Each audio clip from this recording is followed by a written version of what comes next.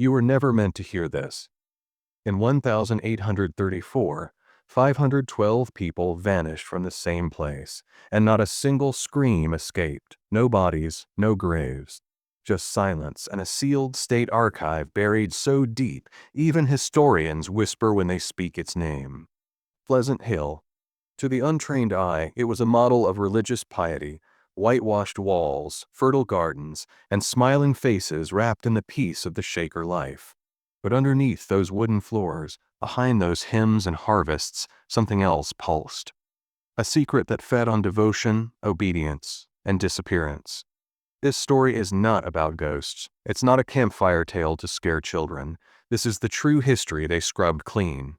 This is about psychological control wrapped in holiness, about a family dynasty using religion not to save, but to dominate, to erase entire souls without shedding blood.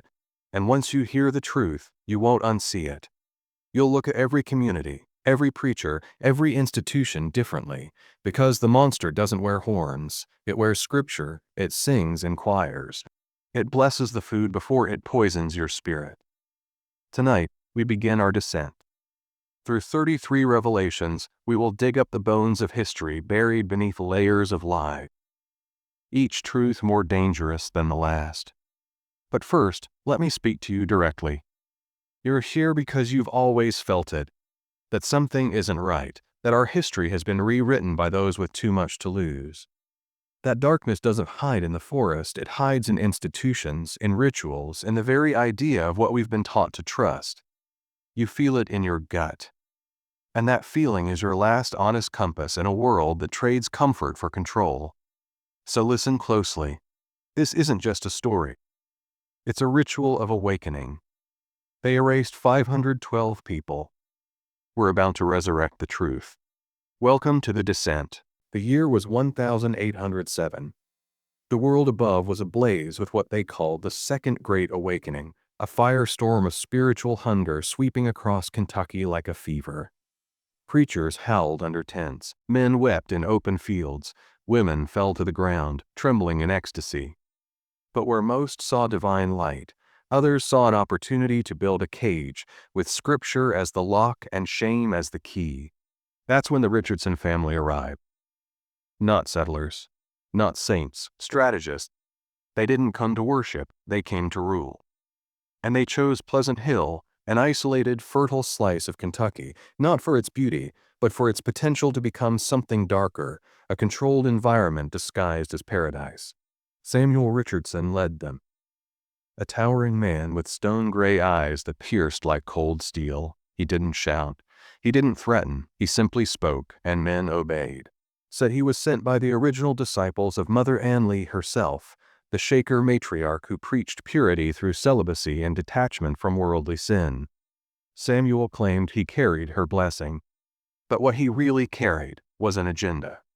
Behind him came Sister Martha, his wife in secret, his co-strategist in shadow. She had eyes like a cathedral window, beautiful, colored but impossible to see through. People said she could read your thoughts before you even spoke. They were right. She wasn't just persuasive, she was surgical, soft voice, tender smile, and yet she could dismantle a person's mind, piece by piece, until they questioned their own memory. Together, they planted the seed. And Pleasant Hill began to grow. But not by chance. It attracted people broken by grief, shaken by loss, desperate for answers the world refused to give. Widows, war veterans, orphans, men ruined by debt, women abandoned by family. All seeking peace and finding instead a sanctuary engineered for compliance.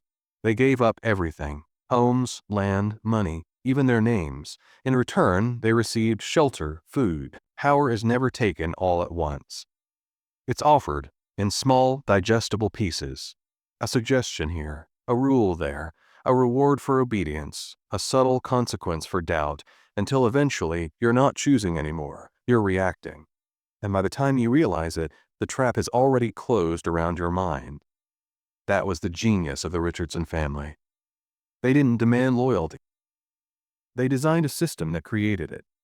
Every member who entered Pleasant Hill went through what they called the turning, a period of 6 months where their former identity was slowly unraveled.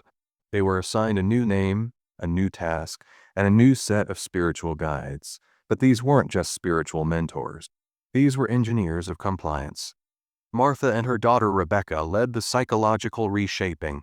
Rebecca, only 28, unmarried, radiant with a calm that masked surgical coldness, could break down a person's sense of self like peeling an onion, one layer at a time.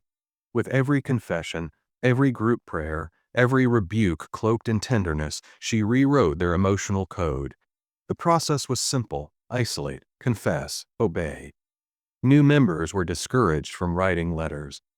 Visits from the outside world were postponed indefinitely. Their schedules were packed from dawn till dark. No gaps, no moments to reflect. No opportunities for the old self to whisper back. Their dreams were drained, one prayer at a time. By month 3, most converts had stopped referring to their former lives. By month 6, they were speaking only in the scripted phrases of Shaker discipline. Joy was no longer personal. It was communal. Doubt was no longer internal. It was evil. And for those who struggled, the Richardsons had other methods.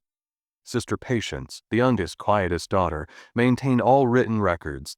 But what she really kept was surveillance. She tracked conversations, cataloged behavior changes, identified risks to harmony. Her handwriting was flawless, capable of mimicking an yawn after studying them for days. Through her, the family controlled not just what was said, but what was recorded. History in Pleasant Hill was a fiction carefully edited by a 24-year-old ghostwriter. This wasn't faith. It was psychological warfare wrapped in worship. And no one outside the family had the power to resist it. Not yet. In Pleasant Hill, every whisper was watched, every sidelong glance cataloged. The method was as chilling as it was methodical, a relentless system of observation meant to crush any flicker of individual thought before it could ignite rebellion. The Richardson family's approach to control wasn't brute force. It was subtle, insidious, almost invisible. It crept into every conversation, every silent moment under the dim glow of candlelight, until even the mere act of thinking became a transaction to be monitored and recorded. At the heart of this surveillance was the unspoken rule: trust no one, not even your neighbor. The corridors of Pleasant Hill echoed with the hum of whispered secrets that never reached an ear, but were noted, stored, and scrutinized. Each member, from the timid to the defiant, was acutely aware that every action could trigger an intervention. Even nature, the rustling of leaves, the soft moan of wind in the fields seemed staged, as if to remind them that nothing was free from eyes. The technique was psychological alchemy. The leadership engineered a constant state of unease, where isolation was prized above any form of genuine community. It wasn't merely about instilling obedience, it was about erasing what made each person unique until all that remained was a hollow vessel ready to accept the family's decrees without a question. Their daily routines were crafted to strip away individuality. Communal meals, synchronized tasks, and even the enforced silence during moments of personal loss turned every experience into another brick in the fortress of their collective identity. A single misstep, a stray thought, an unguarded smile could trigger a quiet yet ruthless reminder of the hierarchy. They weren't punished by harsh words or public reprimand. Instead, an innocuous reminder would be shared in hushed tones during the evening's prayer circle, a subtle gesture that reinforced the expected script. Over time, the line between spiritual guidance and psychological manipulation blurred beyond recognition. In this relentless pursuit to master both soul and mind, each member was reduced to a mere echo of the idealized version that the Richardsons had designed. Here, trust was a luxury, and the price of deviation was the slow, almost imperceptible disintegration of self. Under this suffocating regimen, individuality faded, leaving behind a community that moved as one, synchronized, controlled, and ultimately lost to the dark allure of forbidden mastery. They say hell has fire. But in Pleasant Hill, hell came in silence. It was Sister Rebecca who perfected the method. Not with whips, not with chains, but with careful eyes and a scalpel-sharp smile. Her specialty, reconstruction, not of buildings, of minds. When a member began to question, to remember the world outside, to ask things they were not permitted to ask, Rebecca stepped in. First, it was a conversation, sweet, kind.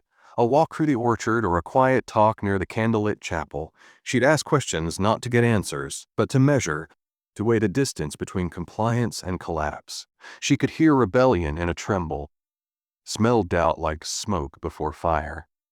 If she sensed danger, the next step was the chamber. A small, soundproof room beneath the women's dormitory. No locks, no violence, just a chair, a journal, and a portrait of Mother Ann Lee staring down from the wall. The rules were simple: sit, pray, write, and most importantly, stay quiet. Some were kept there for hours, others, days. Sister Martha would join sometimes, offering soft-voiced prayers, but they weren't prayers. They were confessions planted like seeds. I, too, once doubted.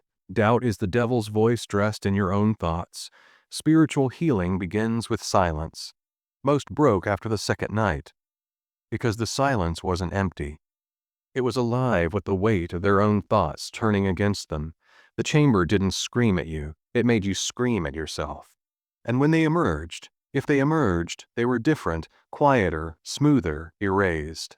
But some didn't return at all. Officially, they had left the faith, quietly escorted to the road, their belongings already packed, but no one ever saw them leave. No carriages, no footprints on the path after rain. Just an empty bed, and another name scratched out of the prayer ledger. The Richardsons had a phrase for it: called to silence. 3 words that became code for disappearance, and yet no one spoke of it, because to speak of the vanished was to risk joining them. Over the next 17 years, that phrase would be written beside 512 names, all gone, all called to silence. But silence has a sound. If you listen long enough, you'll hear the truth clawing beneath the floorboards. They buried more than bodies in Pleasant Hill. They buried memories, not with shovels, with ink. Sister Patience Richardson, the youngest of the family, barely 24, had a gift that made her the most dangerous of them all. She didn't command like Samuel. She didn't manipulate like Rebecca. She rewrote reality. Every letter that left the community passed through her hands. Every birth, every death, every transaction recorded in her soft, elegant script, untraceable forgeries that mirrored each member's handwriting so precisely, even the authors wouldn't recognize the lies stitched into their own words. She wasn't just a scribe. Converts who left, scratched from the rosters, financial ledgers corrected for consistency, and the missing, they were never mentioned by name. Only noted as returned to the world or received divine release, but there were no bodies to bury, no families contacted, no proof that anyone had left, because they hadn't the truth. The ground beneath Pleasant Hill held secrets far deeper than roots. Brother Ezekiel, Samuel's eldest son, ran the agricultural operations, and he was the only one who controlled access to the outer fields. Rich, fertile land used to grow more than vegetables. Out past the last row of corn, past the stone fence and into the pine-shrouded grove, was the orchard no one spoke of. It wasn't listed in the garden maps. It wasn't used for harvest. But it had a scent, not of fruit, but of decay. And sometimes, at dusk, workers sent to meditate, there came back pale, silent, trembling. You see, in Pleasant Hill, silence was more than a policy. It was a place. That orchard, the one hidden from view, was where the truly rebellious were taken under the guise of fasting and reflection. Sometimes they returned, sometimes they didn't. The orchard had no graves, just soil too soft in spots where no one planted, and if you listened at night, some said the wind sounded different through those trees, like it carried the last breath of someone who dared to remember who they were. And in her ink-stained room, Sister Patience would record the disappearance. A forged letter home. A new line in the prayer book, a name erased from the world. This was no longer just a community.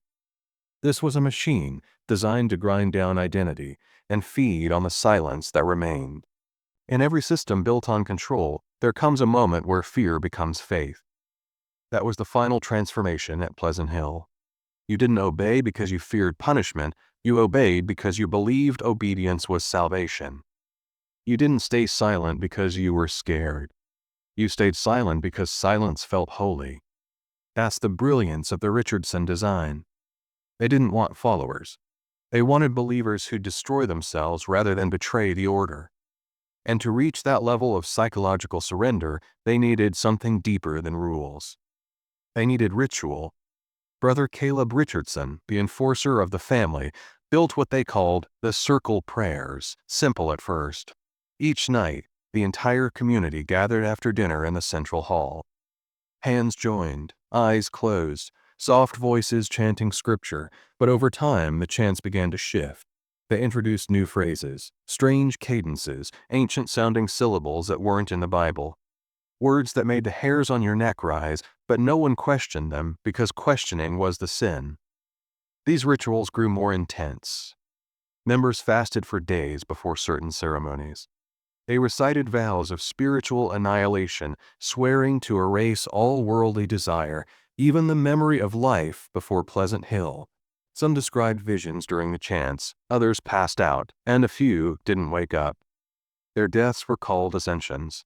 Sister Rebecca would lead the mourning, soft hymns, tearful prayers, but no burial, no goodbyes, just an announcement: they have entered silence. And then, nothing. No investigation, no grief. Just more prayer. The rituals began to break mine. That was the point. They weren't about worship, they were about conditioning. The chants, the fasting, the sleep deprivation. They rewired how people processed reality. By the end of 1818, nearly half the original converts had either vanished or transformed into something unrecognizable, empty vessels echoing the voices of their overseers. Even outsiders noticed. A local inspector from Ohio named Elias McDowell visited in late 1819. What he wrote in his private journal was never intended for public eyes. Their eyes don't blink at the right time. Their speech is unified, mechanical. The children do not laugh. The adults smile without joy. I fear I've entered a place not of God, but of some order far more ancient and far more deliberate. That journal never made it to state record. Elias disappeared 2 months later. His final note ended with one chilling line: "The silence here is too perfect." What happens when you silence a question before it's asked? You don't just control words, you control reality. By 1820, Pleasant Hill no longer resembled a religious community. It had become a closed system, an echo chamber so perfectly engineered that even the idea of dissent had vanished, not from rules, not from fear, but from design. The Richardsons didn't need violence anymore. They had created something far more effective: voluntary submission. Every waking moment was accounted for. Members rose to the sound of Brother Caleb's bell at 4:30 a.m., ate identical meals prepared under Sister Hannah's herbal supervision, and labored until sundown, all under the careful eye of a Richardson. No task was random. Every job was selected to eliminate solitude, spontaneity, or critical thought. You didn't have time to question. You barely had time to feel.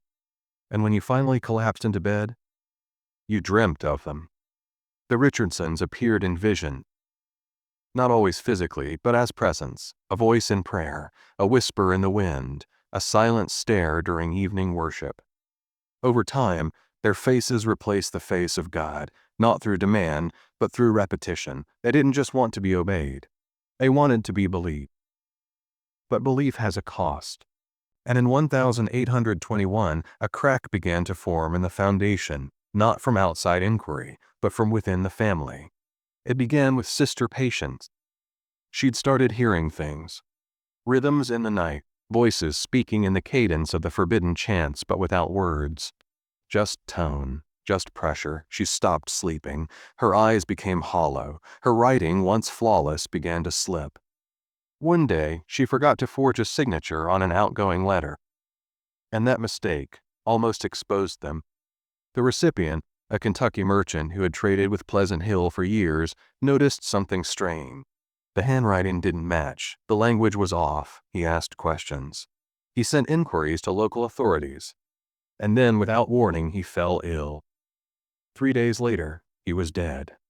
His death was ruled natural. But the physician noted a strange discoloration in the lungs, something he had only seen once before in livestock fed a particular blend of moldy rye. Back in Pleasant Hill, Sister Patience was placed into extended solitude. Not for punishment, for spiritual realignment. No one saw her again. Not even family. Not even family. Her absence was explained in a single line from the prayer journal. She has ascended to silence. But one visitor, weeks later, heard something faint beneath the floorboards of the scriptorium. It wasn't words. It was scratching. Madness, when cultivated carefully, doesn't look like chaos. It looks like order. By 1823, Pleasant Hill had become unnaturally perfect. Clean buildings, synchronized work, smiling faces. But behind those smiles, something had fractured. The people weren't just compliant, they were empty. Their eyes held no light. Conversations were limited to scriptural phrases. No jokes, no tears, no memories of life before. And yet no one questioned it. Because the rituals had changed.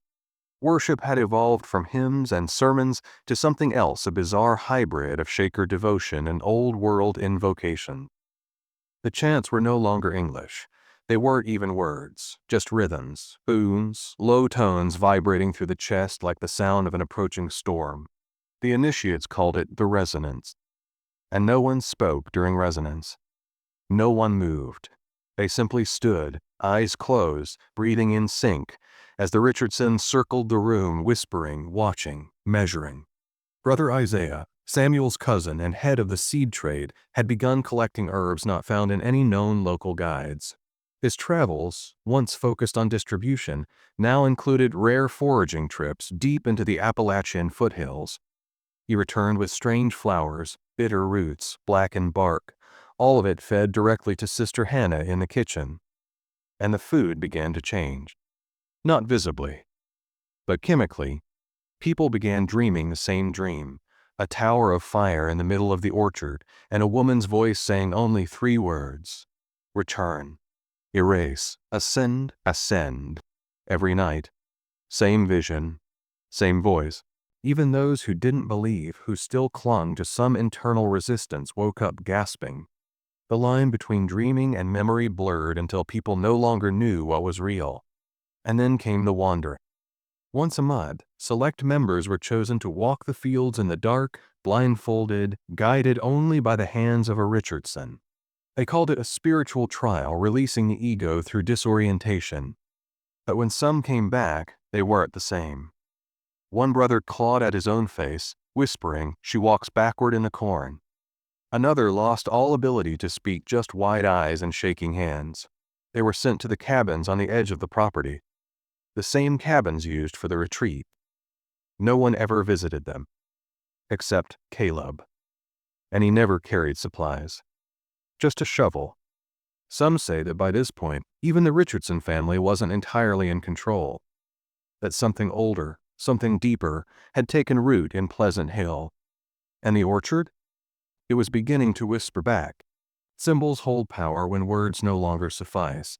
In Pleasant Hill, the first forbidden symbol appeared carved into the underside of an old communion table found by a child cleaning the chapel one rainy morning in 1824.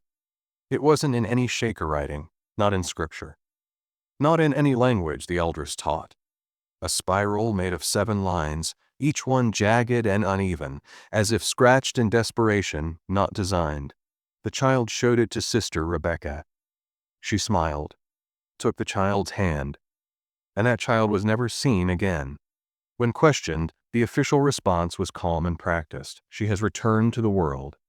Her spirit was not ready, but a groundskeeper reported seeing freshly disturbed earth beneath the southern stone wall the next morning. The grass never grew right there again. The spiral began to spread. Scratched into the backs of hymnals, etched beneath water buckets, burned into the bottom of food crates that came from the orchard. Members whispered about it in secret, calling it the mark of silence, and those who saw it more than once, they either vanished or changed. One by one, those exposed to the spiral began speaking differently, calmer, flatter. Some lost their sense of time, others forgot their own names and accepted new ones given by the Richardsons. Brother Nathan claimed it was a sign of divine favor, a mark of purification. But others weren't convinced. A young convert named Jonah Ellsworth had only been in the community for 6 months. He was quiet, disciplined, eager to belong, but he began drawing the spiral over and over in his work journal. When asked why, he said he saw it in his dreams, on the skin of the elders during prayer. They told him he was hallucinating, that it was a spiritual trial. But when Brother Ezekiel found Jonah walking naked through the orchard at night, carving the spiral into the trees, the illusion shattered. Jonah was restrained, taken to a cabin, no ceremony, no prayer circle, just silence. And the next morning, the trees were gone. An entire patch of orchard chopped down, burned at the roots, ash scattered before sunrise. It was the only time in Pleasant Hill's history that the Richardsons destroyed part of their own land. Whatever Jonah saw, whatever showed him a symbol, terrified them. And that fear? That's when the real descent began. You can hide a grave. You can even hide a murder. But you cannot hide pattern. And by 1825, the pattern at Pleasant Hill was no longer subtle. Members went missing like clockwork. Always during the new moon, always after a night of chanting, always preceded by the same signs. The spiral symbol reappeared, an unusual herb mixed into dinner, and a quiet visit from Sister Martha, her hands resting lightly on your shoulders, her voice no louder than a breath. Then came the night of disappearance. You'd go to sleep, and you'd never wake up. At least not in this world. The others never asked, never spoke the names of the missing. They'd been trained, conditioned, rewired, but a few, those with stronger roots in the outside world, began to take notice. One of them was Sister Eliza Monroe, a former schoolteacher from Lexington who had arrived with questions about faith and community. She kept her questions hidden, at first, but she watched. She listened. She counted. And when the number of missing reached 37 in 2 years, she began documenting her suspicions in a coded journal hidden beneath the floorboards of her washing quarters. In it, she wrote, "They disappear by moonlight. The orchard grows thicker where no one plants. The spiral appears before each loss. This is not a church, it is a machine, and the machine must feed." She tried to escape. On a cold March night, Eliza slipped away from her dormitory, hiding among the livestock wagons. She made it 2 miles before she was found by Brother Caleb and 2 other enforcers. Her return was explained to the community as a rededication of faith. But Sister Mary Caldwell, who worked beside Elijah in the laundry, swore she saw something else. She said Eliza's eyes were different, dead, as if the soul had been peeled out and something else, something colder, placed inside. 3 days later, Eliza volunteered to lead prayer for the first time, and she smiled while drawing the spiral on the wall in ash. Then came her voice, calm, slow, deliberate. "We are no longer becoming. We are unbecoming." That's when the elders began preparing the final silence. A ceremony spoken of only in whispers, one designed not to suppress dissent, but to erase history itself. And before we move to that forbidden knowledge, I ask something of you. If you followed this far, comment below. Silence is the gate. Silence is the key. By the end of 1826, Pleasant Hill was no longer a community. It was an altar. And the people? They weren't living, they were offering. The spiral was everywhere now. Not carved, not drawn, grown, fungus patterns in the walls, vines twisting into the symbol on the garden fences, water stains forming perfect 7-line curves across dormitory ceilings. Even the livestock born with marks on their hides that looked eerily familiar. The line between natural and unnatural had disappeared. And the Richardsons had changed. They no longer led worship. They presided, standing still while others moved in circles around them. Samuel no longer preached. He stared long and silent until the room quieted beneath the weight of his presence. His voice, when it came, felt like thunder underground, low, slow, and final. The orchard was now strictly forbidden, but people still disappeared. And now their names were no longer erased. They were replaced. New converts arrived, weakly claimed to come from neighboring communities. But no one recognized them. They had no past. They spoke in short sentences. They wore the spiral stitched into their collars in thread so fine It could only be seen in moonlight. Something was entering Pleasant Hill. Something not born of flesh and blood, but called. And on the first new moon of 1827, the ceremony began. They called it the final silence. It started at midnight, when sky was black and the wind didn't blow. All members gathered in the central chapel, blindfolded and barefoot. The Richardsons stood in a circle, unmoving. At the center was a basin carved from orchard wood filled with water that shimmered like oil. Each member was brought forward. Each spoke their birth name, then drank from the basin. After that, they forgot. Forgot who they were, where they came from, what they believed before. Some resisted. Those who did were taken outside, never to return. The rest emerged reborn. New names, new voices, blank stares. The final silence wasn't death. It was erasure, the destruction of self. Pleasant Hill was no longer a place of worship. It was a vessel purified, emptied, waiting to be filled. And what it waited for was already coming. Insects vanished from the grounds. Birds refused to fly overhead. Rain came without clouds. And every night, the orchard glowed faintly visible only in peripheral vision, like a dream trying to slip into the waking world. This wasn't spiritual evolution. It was preparation. But for what? They thought they were worshiping God. But God had left the room long ago. What remained was something older. Something hungry. After the final silence, Pleasant Hill took on an atmosphere that defied explanation. Visitors who passed through on trade routes, what few were still allowed, often described an oppressive weight in the air. Not fear, not sadness. Absence. Like something had been removed from the land. Laughter was gone. Not outlawed simply, forgotten. No birds, no insects, no dogs barking in the distance. Just the wind, and that low, ever-present hum from the orchard. A sound no one could quite locate, but which always seemed to sit just behind your ears, like tinnitus born from prayer. The Richardsons had stopped aging, or at least that's how it looked.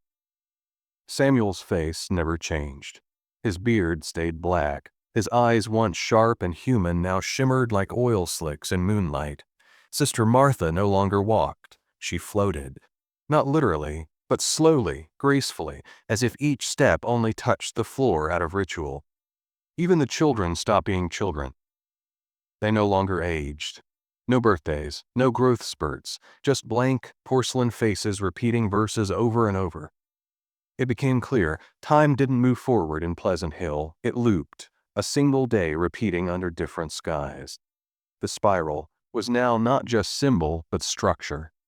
And then came the dream. They hit all at once. People woke up screaming, covered in sweat, speaking in tongues no one recognized but which the Richardsons understood. They would arrive within minutes, calm the dreamer, lead them away. The rest of the community would resume work without question. But some wrote down what they saw before they were taken. A shape beneath the orchard. Not a creature. A presence. Endless. Black. Pulsing with memory older than language. Bound in roots. Feeding on devotion. Awakened by pattern. The spiral wasn't a warning. It was a summoning. And it had worked. It was here. One final entry, found years later in a rotted cabinet, written by Sister Eliza in a moment of clarity, simply read, "It does not want worship. It wants silence. Worship is noise. Noise disturbs it. But silence feeds it." What had begun in 1807 as a pursuit of purity had become something else entirely. A harvest. And the Richardsons were no longer leaders. They were caretakers. Of something buried. Of something rising. If you enjoyed this tale and want more horror stories like this, subscribe, hit the notification bell, and share with someone who loves mysteries. See you in the next video.